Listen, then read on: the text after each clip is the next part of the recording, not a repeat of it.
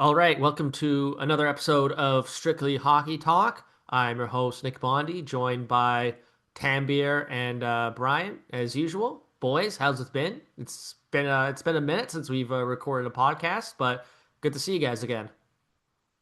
Yeah, Nick, like the NHL playoffs are basically, here starting Saturday. Still waiting for a couple seedings to be set and ready to go here, especially in the Western Conference. I think the Eastern Conference is basically set. And can't wait to get going here. The playoffs are going to be epic. Some of the matchups in the East already have me pretty giddy. Yeah, what's it called? What's up, boys? It's been a minute, but glad we're back. And I'm just excited for playoff hockey, man. I know there's other sports going on like basketball and baseball, but even though your team, our team, the Vancouver Canucks, are not in it, but we have some other shit to worry about. But the playoffs, I'm just excited for the playoffs, man. Everybody knows, I got the Oilers for the cup, so I gotta have my fingers crossed for that. But I'm excited for teams like Montreal and Ottawa. I'm just excited for the playoffs in general, and it's almost here, man. All right, so yeah, why don't we give our thoughts on the playoffs? Because yeah, like Tambier said, the matchups are pretty much set. So I'll just read them off as they are now, and we can go from there. How's that sound? In the East, the Well, Atlantic Division winning Buffalo Sabres. Who would have thought that at the beginning of the season? Sabres are going to face the Boston Bruins first round. The other Tampa Bay versus Montreal. That's going to be a great series. The Carolina Hurricanes, top team in the Eastern Conference, facing the red hot Ottawa Senators, who kind of overcame some bad goaltending to make the squeak in as the final playoff team. And the Pittsburgh Penguins versus the Philadelphia Flyers. Battle of Philadelphia. Same Tambier for those watching the video. Tambier's fist pumping in his room because his boy Rick Tocchet made the playoffs, but. Yeah, like another team, kind of like Ottawa, who kind of came out of nowhere, the Flyers to snap up that final Metro spot. Out east, Colorado is going to be facing, as of now, the Los Angeles Kings. You've got the Dallas Stars facing the Minnesota Wild in a heavyweight matchup. That matchup's been locked in for pretty much months now.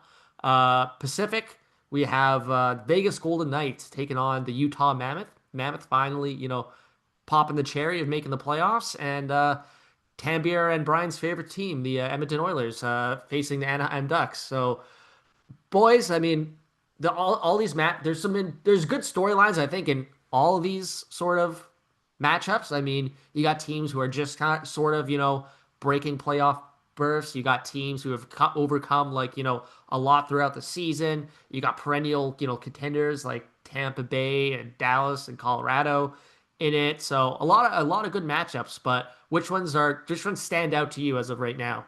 Danbury, go first. It'd be easy for me to say, the Pennsylvania matchup is the one that I'm most excited for, just because, my boy Rick Tocchet just proved a lot of haters wrong, including Brian and everyone else that hated on Talk. But it's not that matchup is one of the least exciting ones for me. The most exciting one for me is definitely Montreal Tampa Bay. Like that's gonna be a 7 game series. Like I'd be shocked if it's not a 7 game series. Like I think both teams display a ton of talent up front. Um, honestly, like I don't know if this is the same Tampa team that was winning cups. Like they don't have Hedman, the old Hedman, right? And yeah, they might have Vasilevsky and the goaltending edge in this matchup, but I almost rather have the Montreal Canadiens top nine than the Tampa Bay Lightning top nine. As much as Kucherov's like the best player in the league this year, like what Montreal has in their top nine is lethal. Demidov, Slavkovsky, Suzuki, Caulfield. They have Oliver Kapanen as their third line center. Like they're stacked in the top nine, and that's going to be a hell of a series. Like I can't wait. Well, it's gonna be sort of the old sort of adage of what matters more, experience or youth, right? You got a super experienced team in Tampa, and you got a team in Montreal who's just starting on the come up. I've always been, I know they made the playoffs last year. I've always been a believer that you got to like earn your scars in the playoffs before you take that next step. So I still lean Tampa in that series because of the experience, but you know, it's close. It's close. I just lean Tampa in that series. No, that's probably the series. That's I'm not going to say it's a toss up because I do think it's going to go games myself. I kind of agree with Nick. Like you have to battle test it. But thing is, they made the playoffs last year. They Hmm. were pretty much going. I think the Capitals were and the Canadians were fighting pretty much every game. Wasn't there like a bench brawl between Tom Wilson and Josh Anderson last year? Right. Yep. So the Canadians have been there. They have a little bit of experience. You guys know, like I love what's it called, Andres Vasilevsky. I still think he's when he's on his game, he's still the best goaltender in the game. But you know, I honestly don't know who to pick. It's you got Kucherov and Vasilevsky on one side. You got the youth of Caulfield, Suzuki, and Lane Hudson, right? But the thing is that both teams are going to be missing defensemen to begin the series. No Victor Hedman for Tampa Bay, and we don't know the status for Noah Dobson. Noah Dobson is a crucial member of the Montreal Canadiens, right? And then of course in goal, you got the experience and Conn Smythe Trophy winner in what's called Andres Vasilevsky, and on Montreal side, who do you start? Because Fowler's pretty good, and Jacob Dobbs is pretty good himself as well, right? So, it's I don't know, man. It's gonna be a fun series. It's probably gonna be the best series, I think, because these guys, what's it called, have had their in division rivals and stuff like that. But it's gonna be fun. I have no idea who's gonna win the series, to be honest. It's I a think toss I'm up. leaning. It's a toss I up. Yeah. I think I'm leaning Tampa in seven. I think that Bell Center crowd's going to be nuts. And if I'm not mistaken, Tampa and Montreal played each other in the Stanley Cup Finals during the bubble. Remember? So Kucherov drinking Yep. those Bud Lights, flexing on the Montreal Canadian fans that season. This is revenge for the Canadians. This is revenge for their fans. They finally have their youth and their the team that the fans have been screaming for. Um, and I think that that's going to be a revenge factor. I'm leaning Tampa in seven, but man, the value that we're getting with Montreal at plus 230, I think, if I'm not mistaken, Is that the line? is yeah. Damn, that you almost Two have to thirty. It's take plus it. two Like thirty. it's a Yeah. yeah, Yo, that's yo, a toss up series to me. you almost have to take it, but my hatred for the Canadiens is still there because my buddy's a Canadiens fan and he's just doesn't shut up when the team's good, but then when the team sucks, he doesn't say anything. So I'm a little worried about that, but sometimes you can't let your hatred for a team because of your buddy affect the way you gamble. And I think that the Montreal Canadiens might be a really good play at plus two something, whatever it is. I could check The right X now. factor here, the X factor could be that Tampa Bay's got home ice. Yeah, yeah. Hey, like that Montreal Campier mentioned that Montreal crowd's a weapon. Like more than any other crowd, I think in the NHL, Montreal has like a distinct home ice advantage, like quantifiable, like something you would see at like a hostile college football game, right? Like that type of crowd for a game. The odds are 2-1, so plus 200. Yeah, it's been bet down, which makes sense, Yeah. right? So So technically, we only have the Eastern Conference matchup set on 365. The West, there still needs stuff to play out, I think, right? yeah, So, like, I'm looking The at West some. still has the seeding in the West still up for grabs, except for we know Dallas and Minnesota is locked in. They've yeah. been Well, that's locked been in I since like mean that November. and that's I mean for the reason that that series has been locked up since like January is one of the main reasons why they should, in my opinion, change the playoff format. Right? Like those two teams, that's a second, third round matchup, man. That's a 200 Yeah. point teams. For both conferences, the teams that are ranked second and third, right? Like with Tampa and Montreal, and there's Dallas and Minnesota. Two of those four teams are getting bounced in the first round, Yeah, yeah. It's I and they're I some of hate the it too, best teams in the boys. league this year. I hate it too, but that's the format. And at the yeah. end of the day, It is what it is. It is if you what it want, is. Yeah, if you want to can't use win, an excuse. Yeah. if you want to win, you got to beat the best. And Leaf fans, Nick, use that excuse for Oh very yeah, yeah. and nobody cared then. Like we didn't care about it, right? We were like, yeah, great. The Leafs are getting bounced in the first round again. Let's do it, right? So Minnesota, Dallas, like if you want to win, you got to beat the best, and you're going to eventually have to play each other down the road, right? So Oh, I know, and, uh, I'm praying hard for a Dallas win in that series.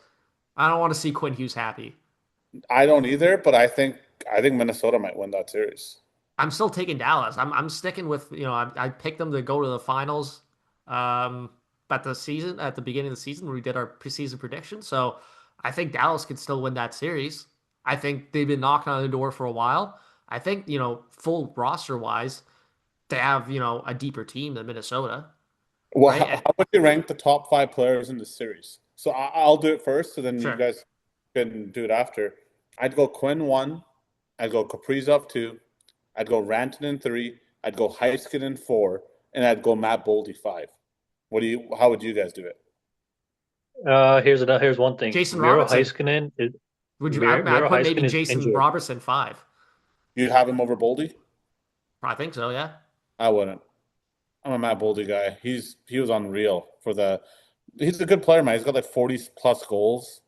The numbers are pretty similar between the two guys.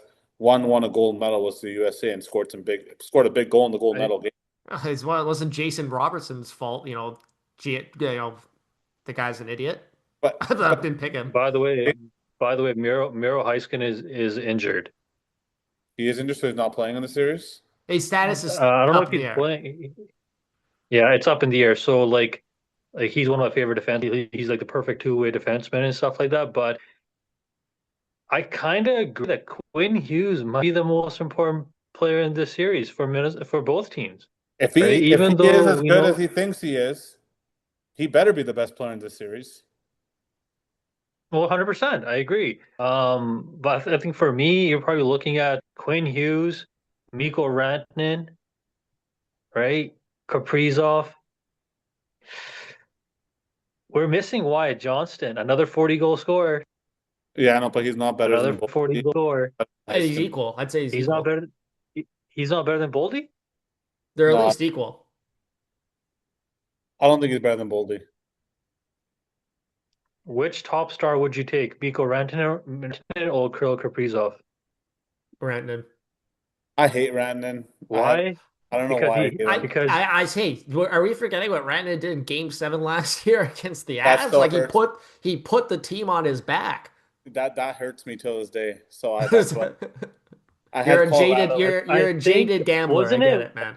I've been was there. wasn't it like a time frame of like 7 minutes that Mikko Rantanen went off against Colorado and he won them the series, I think you could right? pick and choose there. You could pick Rantanen over Kaprizov. I'm not gonna fight you on that one. That's a One valid. thing for sure, one thing for sure, the Minnesota Wild are definitely the more healthier team because Rupe Hintz is a little bit injured, banged up himself, right? So Hintz and Heiskanen being banged up is crucial. So the Wild are definitely more healthier. Goaltending, Jake Onger owns the Minnesota Wild for some reason. I have no idea why, how, right? So if you're the Wild, here's another quote. Who's your game one starter? You go with Gustafson to start. I Yeah, still but the think leash Minnesota has has. to be shorter, I right? think Minnesota has the better goaltending. I'm not an Ottinger guy. I don't think Ottinger's that good. Well, they do have better goaltending because the thing is, But their in the backup. playoffs, the whole platooning goalies thing never works. Like in the playoffs, you got to go with a guy. You go with Gustafson because he's a veteran guy. But if he stinks the bed, or whatever it's called, I don't know, shits the bed. um, I think you go with Wallstead then. How I short of a I leash are you kind of giving him agree. though? 2 games? If he It's loses two the games. first two, you switch him goalies after that? It's 2 games. Yeah, yeah, yeah, It's 2 games. As a yeah, playoff series, you can't go down 2-0 because you might be yeah. bounced out in four then, right? So, it's a two leash. I think Jesper Wallstedt gives them a better chance to like run the table because his ability to play in net is just much better than Philip Gustafsson. Right, we've seen him this year. Wasn't he on like a streak where this guy was getting shutouts every like 3, 4 games in a row or something? Right, the ability wise, Wallsted's better, but for the experience wise, you're not throwing a rookie goaltender in, right? For Yeah. game one in Dallas for a Stanley Cup Playoffs game, right? So that's gonna be a fun matchup as well. Another one that I'm gonna be more focused on closely because you guys know I was on the bandwagon of the Ottawa Senators. I think the Senators could upset the Carolina Hurricanes. Yeah, no. Hey, What's their series? Someone look up what's their series price right now because I'd put some money down on the Sens to beat Carolina. And speaking on Carolina, right? This is their make or break year to finally crack bust open the door and make a finals appearance, right? Like this is it. Like 100%. Florida's not in it anymore. The big that guy who's eliminated you these past few years, like the big team in the East, they're not there anymore. So like you better make a run. You better make a final now. Because I mean, I'm looking at the East now. Yeah, obviously they're the top team, but outside of that, is there like another team you would be like, yeah, I mean, Tampa. Tampa's a good would be a challenge for them. I think they're probably second favorites. Buffalo, yeah, they had a good year, but this is their first year going through it. Like, how battle tested are they? Montreal's also a young team. Like, this is Carolina's year to make a run and get to the final, right? If they don't do it this year, when are they going to do it? the road through Well, the just Metro has never been easier too. Yeah, yeah, If exactly. anything, That's 100%. part of it. I think their first round matchup has the ability to be harder than their second round matchup because the second round matchup is going to be between either Philly or Pittsburgh, right? Yeah. So, like, you know what? Like, if I'm the Carolina Hurricanes, this is make or break. By the way, the series price right now is Ottawa's plus 150 and Carolina's minus 180. Like, me and Brian have talked about this multiple times. I believe that this is the year Carolina gets it done. And people might like I'm the biggest analytics hater. I am, but I've sort of transitioned into more of a nerd, if you want to say. Um, like for some reason, I think this is the year Carolina gets it done, and the reason I say that is because there's no Florida. Easiest pathway is through the Metro. If they could get by Ottawa, which I think is not going to be easy, I think they'll play an Atlantic team that's going to be bruised and battered, and those series in the Atlantic are going to be a lot more physical. Those series in the Atlantic are going to be a lot more grueling on the teams, and I just feel like they got some players on their team that not many people know about, but I pay attention to. A guy like Jackson Blake, that kid's so good. Like that kid is he's nasty. special, man. He's special. Yeah, and like maybe I'm overrating him or something, but when I watch that kid play, he pops immediately. And I'm at a point now where if I do believe the Stanley Cup champion will be the Carolina Hurricanes, and I am going to be sprinkling money on Jackson Blake to win the Conn Smythe Trophy. The only way the Carolina Hurricanes don't get it done is if their goaltending just craps the bed. Which Like is I just possible. Which is definitely possible. it is possible because they're playing It's a battle. Brandon. That series is a battle of two teams that just can't get a save. Or just don't have like the Yeah, goaltending that some of these teams have, right? Well, the Ottawa Senators are getting saved since the Olympic break. Yeah, yeah, That yes, is but they weren't before, and that can change very no, easily. not before.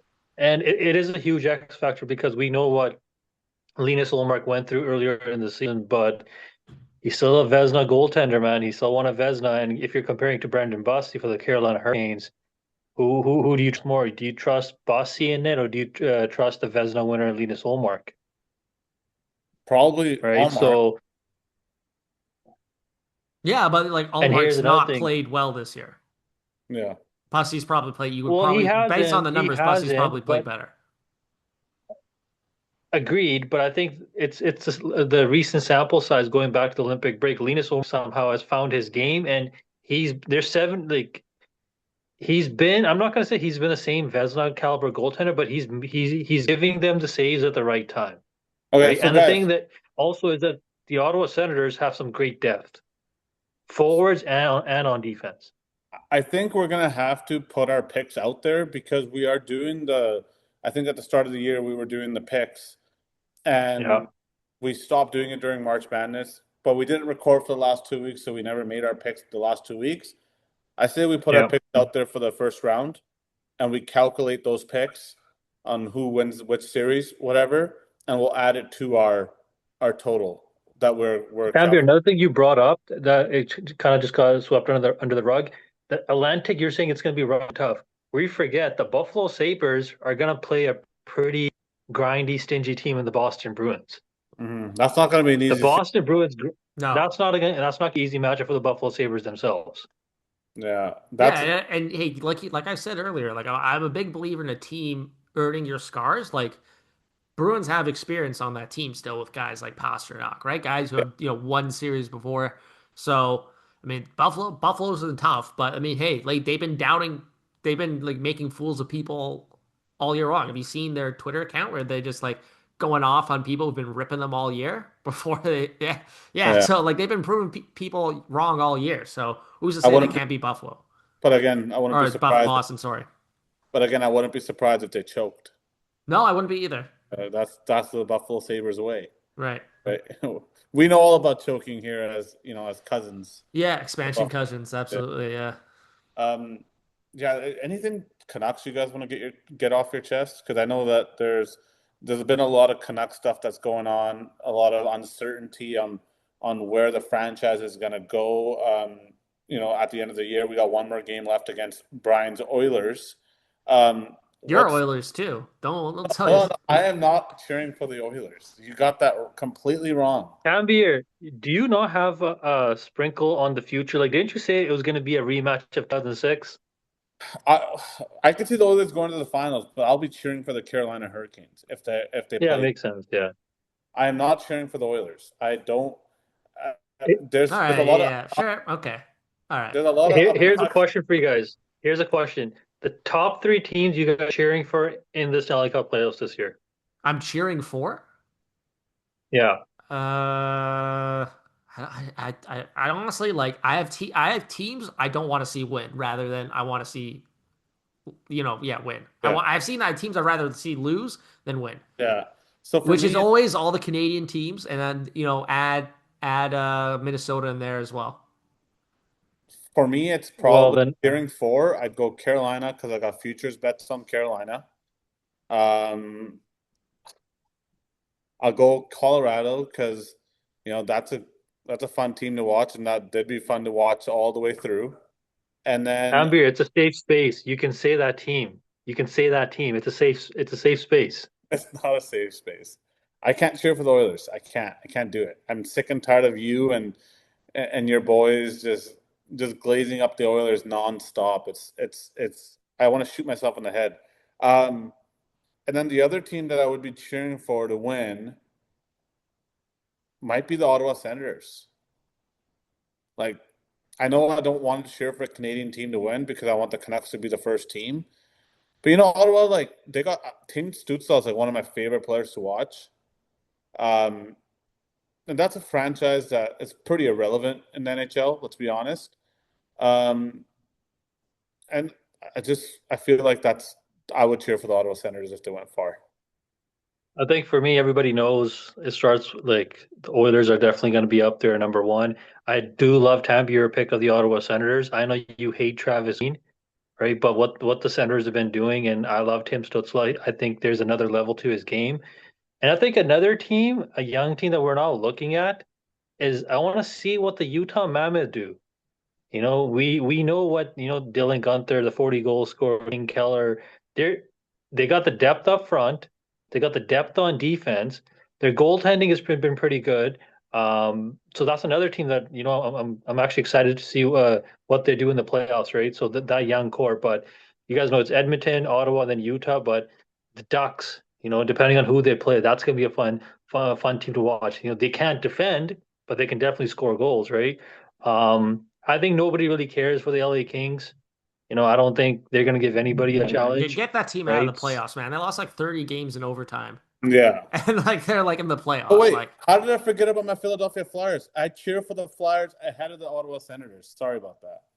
I fucked that one up. yeah, Yeah. Okay, but we were talking about Canucks. I don't know how we got back into the playoff yeah, conversation. okay, yeah, yeah. But is there anything you want to get off your chest here? Uh, I mean, where do you start? By the way, we have Dave Hall, prospects guru for Canucks Army, on today's show. He'll be airing. We pre-recorded it, so he'll be airing it in a few. But I mean, where do you start? I mean, I think first of all, I mean, I'm reading reports from Nick Kyprios that like ownership's still trying to decide what to do with management. Like, my guys, like it's been known we're going to be finishing last for quite a while now. And we're still trying to figure out, oh, do we want to keep Patrick Alvin? Do we want to, keep Jim Rutherford? Do we want to get rid of both of them? Do both? It's just like, why does it feel like ownership is just like, oh, well, like when we're finishing last, like they just found out about it and and they're trying to figure out what to do. Like it screams again of just like, there's no plan. There's no plan from way, way up top. The no No, plan. I Yeah, agree. exactly. There's never been a plan. It's the no plan, right? It's like the during going back all the way to the Jim Benning era. But there's so much shit that we can say, but I feel like we're just repeating ourselves every day because it's a laughable franchise, man. Look, like we're a laughing stock of the National Hockey League, right? According to We're the, have you finishing seen, 32nd. did you see that poll from the Athletic? They polled a bunch of agents and yeah, Yeah, confirmed yeah. biggest joke franchise. Yeah. We're finishing 32nd, but I think that what is it? It's like a 20-point gap between the 31st ranked team, Yeah, yeah, something right? like that. Yeah. And like here's the thing, season ends tomorrow. I'm assuming the press conference is gonna be on a Monday or whenever. I know Canucks like doing things on Fridays, but for a different Why situation. can't But it be on a Friday? season They ends know thir they're not making the playoffs for a while now. Just get it done right? on a So Friday. That's what I would do. well, get it before the playoffs, right? So because otherwise you're going to be talking, you're going to be the talk of the town, even though we got the Stanley Cup playoffs on the back burner. But what Thursday season tomorrow, press conference Monday, and you have no idea if your regime coming back or not. Like, is this how you really do business, right? I've been on the boat that you can all three of them, right? Why bring back the so-called president? Why bring back the GM, right? Because the president hired the GM, and you guys hired the Adam Foote so to keep Quinn Hughes. Where's Quinn Hughes?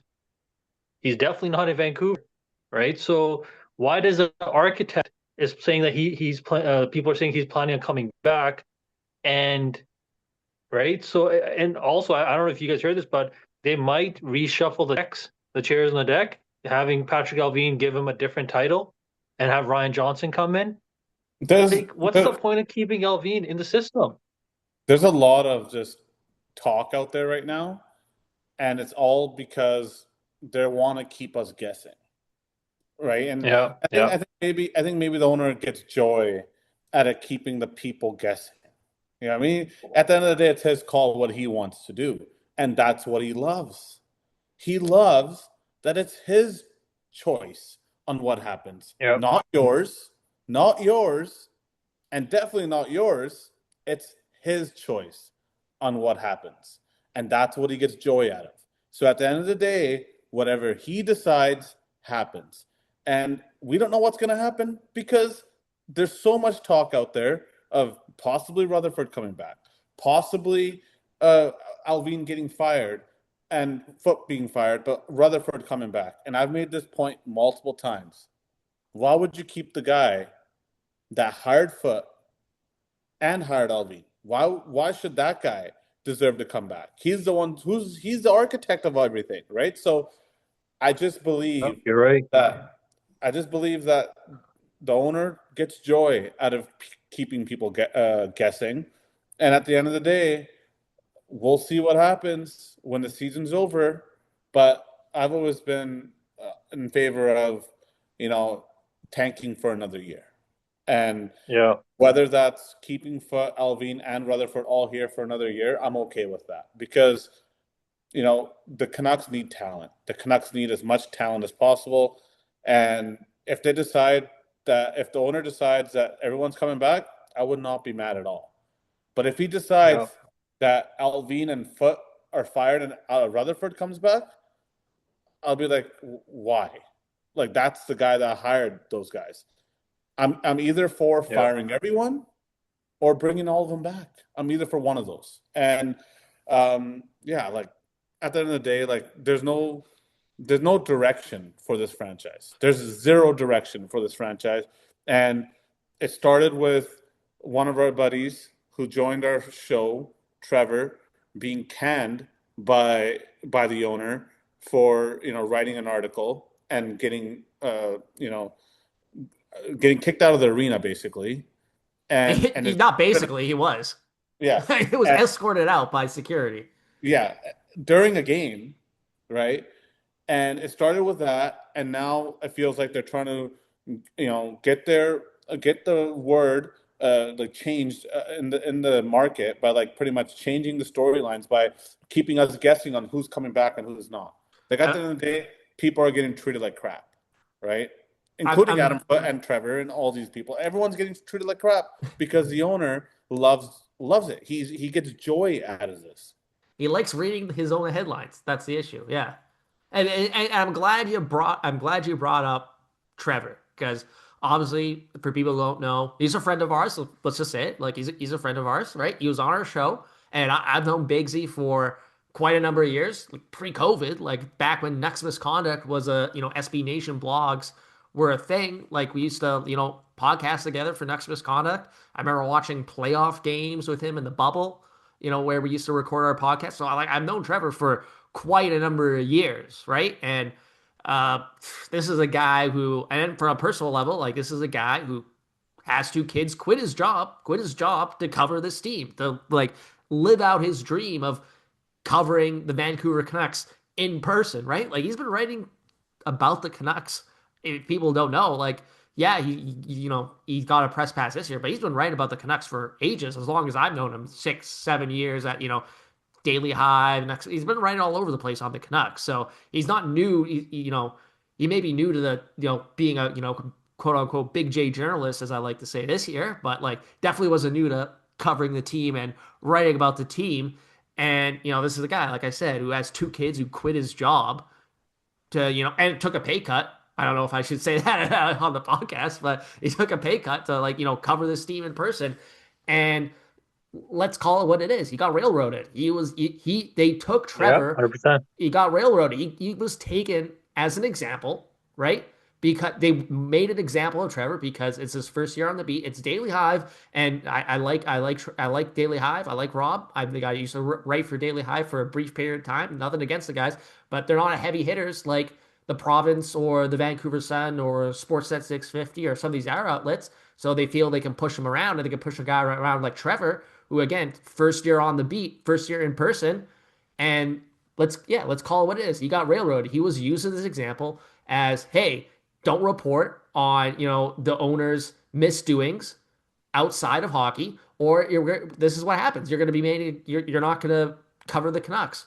And they used Trevor as an example. They kicked him out in the first intermission of a game. Like, why can't you have this conversation before a game? Maybe let him finish the game and have a conversation with him afterwards. But by the fact of calling him out, dragging him out, I don't think they physically dragged him out, but but having that conversation and doing it, in the intermission of a game, you drew way more attention to it. And now, if you had just had that conversation, it's a I had that conversation afterwards or before, it's not a story. But by drawing attention to it, you made it a bigger story. And there's people out there who's like, oh, yeah, why do they do it? It's to make a point. It's to make a point that don't cover this team's owner out his misdoings outside of hockey, or you're going to get punished. It's again, this story is personal to me because I've known Trevor for quite a number of years, and it pisses me off that this ownership, and I'm gonna call him out, like let's call it what it is. It's ownership's call when he sees this stuff to they use Trevor as an example as, hey, don't cover this, don't cover me, don't talk about me, don't say anything bad about me, because guess what? Your livelihood, I can take your livelihood away. And now, okay, yeah, Trevor's still covering the team for Daily Hive, but I mean, yeah, it's just I sometimes struggle to put it into words because I know it's a personal story to me. I've known Trevor for quite a number of years, and when we all know this owner can be and is a scumbag, right? But when you see it, when you see something like you can hear all these stories about the blueberry farms and the migrant workers, but when it hits a buddy of yours personally, that's when I get a reaction. I have a reaction too. So I'm thank you You know, everyone. Thank you everyone for listening to my rant on Trevor Beggs. I've been holding it in for a couple of weeks because we haven't had a podcast for a couple of weeks, and it's been a couple of weeks since it happened. But yeah, thank you everyone for listening to. And I know Trevor is being like, he's trying to take the high road in this whole situation. He doesn't really want to rip anyone publicly, and I totally get that. And God bless you, Trevor, for listening to this because you have way more, decorum than I would have. And if this type of thing happened to me, but yeah, let's call it what it is. Ownership decided to use him as an example of don't cover me in a negative way outside of hockey, or you will suffer the consequences. And it was a You know, warning shot to all the other media outlets out there who are there on a daily basis. Like, hey, don't look into what I'm doing outside of the Canucks. no, shout out to you, man. Amen. What's it called, Nick, for putting that out there. And just from a Canucks point, like it's just making your organization look even more bad. Like it's not roses and chocolates, anyways. And then you do this to Trevor when he's just doing his job, right? Yes, it's a situation. Maybe you have a conversation before the game or after the game, have a private meeting, but just to kick him out of the game during the first intermission, you're making it even worse. You think this story was not going to go on social media? It went right on social media the moment it happened, right? Uh, So, Trevor's a nice guy. We he came in the studio for on the pod, and he's a nice guy. But the Canucks are just making things even worse each and every day. It just seems like something new every day with this organization. but I don't think they care. Look, They I don't. don't. No, No. they They don't. don't. They don't. They They don't. don't care because power is more important to them than looking good. You know what I mean? Like, and at the end of the day, like, like Nick said, he's known Trevor for a while. I've known him for a bit too because I've been in their studio back in the day when they were doing their podcasts. And greatest guy ever, nicest guy ever, and he loves the Canucks. Like, I never thought I'd meet. Still, Yeah, after all no, this happened, yeah. like I never thought I'd meet someone that loves the Canucks as I do, as much as I do. But Trevor, like that guy, literally, like Nick said, quit his job to cover the team, and he was telling us Yeah. stuff off the pod that he was planning on doing to cover the Canucks. And I don't know if that's possible now because the Canucks won't even let him, cover them. So yeah, I just you know what I think Trevor to This is tire. not the first time. This is not the first time this organization has done a human being pretty dirty. You just remember how they treated Bruce Boudreau on his way out? Yeah, they treat people like garbage, and Yeah. until that changes, you know, again, like I think Trevor will be the happiest guy in the world if the Canucks turn it around on the ice and they're making a run for the cup. I think he wouldn't care that his media privileges got taken away if the Canucks are good on the ice.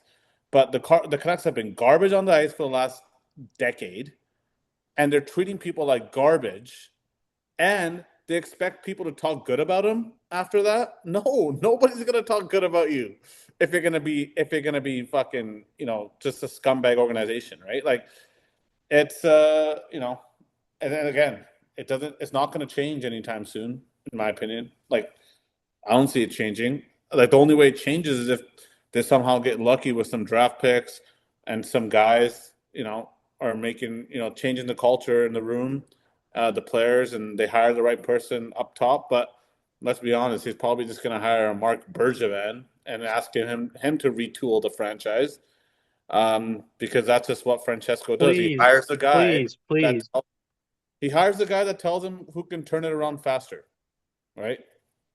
That's what he does. That's what he please does. don't get me started on please don't get me started on Mark Bergevin. We'll save the Mark Bergevin talk for when he gets hired. Yeah, yeah, um, but that's our rant for the Canucks, right? We need it. It's been what 2 weeks yeah. talked about the Canucks, so let's that's what we got, Yeah, and it was well deserved. yeah, Yeah. yeah, absolutely. Uh, all right, that has it for another episode of Strictly Hockey Talk. Thank you to everyone for listening. Thank you for Dave Hall for coming on. For myself, Dick Bondi, Tambier, and Brian. We'll see you all next time.